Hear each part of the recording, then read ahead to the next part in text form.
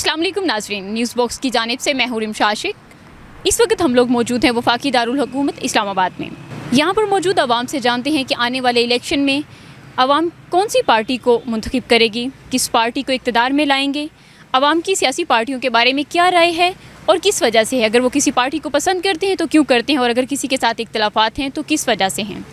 यहाँ की आवाम से उनकी राय मालूम। अस्सलाम वालेकुम, कैसे हैं सर? जी अल्हम्दुलिल्लाह। अभी फाइनल नहीं है कि वोट किसको देंगे, कौन सी पार्टी को? जी ये फाइनल बिल्कुल नहीं। पिछले इलेक्शन में किसको वोट दिया था?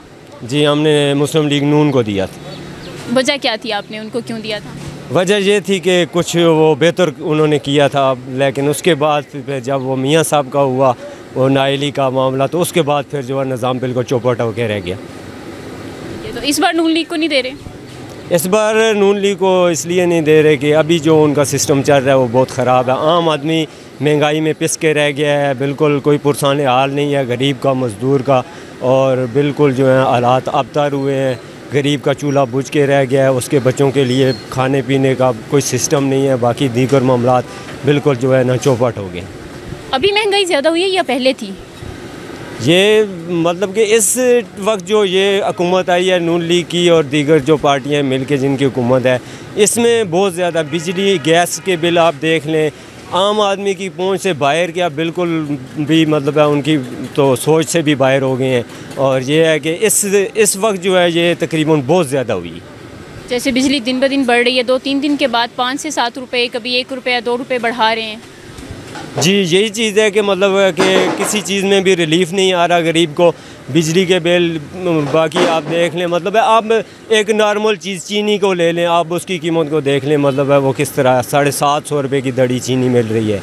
और यहाँ पे मतलब है आप देख लें कि क्या है, ये बुनियादी चीज़ें हैं, मतलब है आप खाने पीने की ये चीज़ें आप देख लें जो गरीब की बुनियादी ज़रूरत है। मतलब है वो उसने गोश्त तो इतना खाना नहीं है, चिकन उसने नहीं खाना, यही है आटा, चीनी, चावल, दालें। और आटे को आप देख लें 2300-2400 रुपये की 15 किलो वाली थैली मिल रही है, वो भी 15 किलो पूरी नहीं होती, 13 किलो होती है, वो भी 2300-2400 की। जहाँ जो पाकिस्तान जो एक ज़री मुल्क है, जहाँ दुनिया का 5वां बड़ा नहरी निज़ाम पाकिस्तान के पास है, और यहाँ तकरीबन मेरे ख़्याल में अगर 22 करोड़ आवाम का कह रहे हैं, अगर 28 करोड़ भी लगा लें तो यहाँ 40 करोड़ आवाम का राशन पैदा होता है।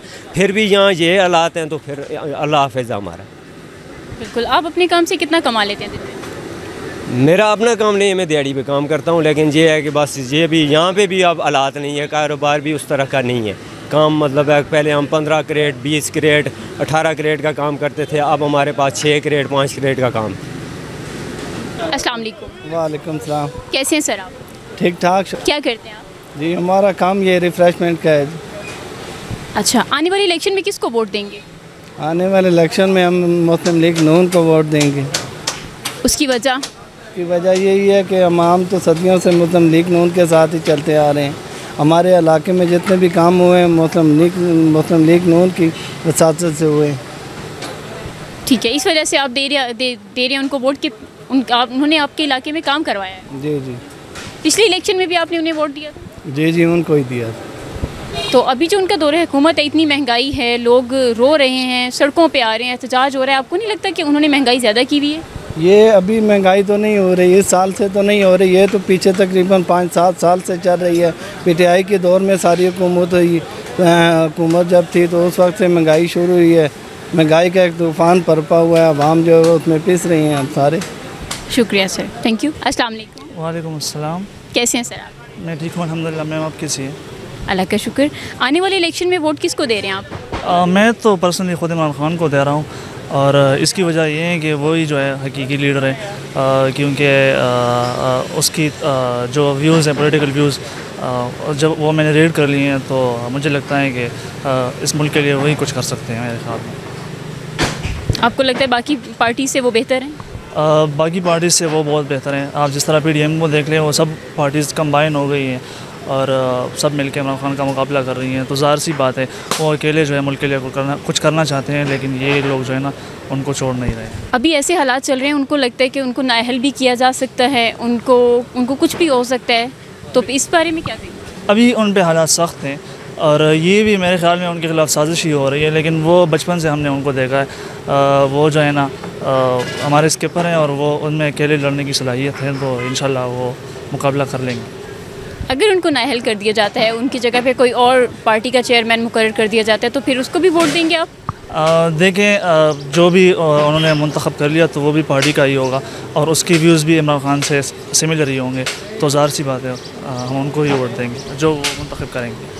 अभी इतनी महंगाई हो रही है, इसके बारे में क्या कहेंगे? महंगाई तो बहुत ज़्यादा है। आज मैं आ रहा था बाइकिया पे, एक बाइकिया का ड्राइवर था, तो उसने मुझे कहा कि मेरा बिजली का बिल आया है अभी तकरीबन इसी महीने का, मैं हमारी सिंगल फैमिली है एक छोटी सी, और मेरा बिल आया है 16,000। तो वो कहता है मैं ये बिल कहाँ से पे करूँगा। वो कहता है मुझे 3 महीने हो गए और मैंने अपने बच्चों की स्कूल की फ़ीस नहीं भरी।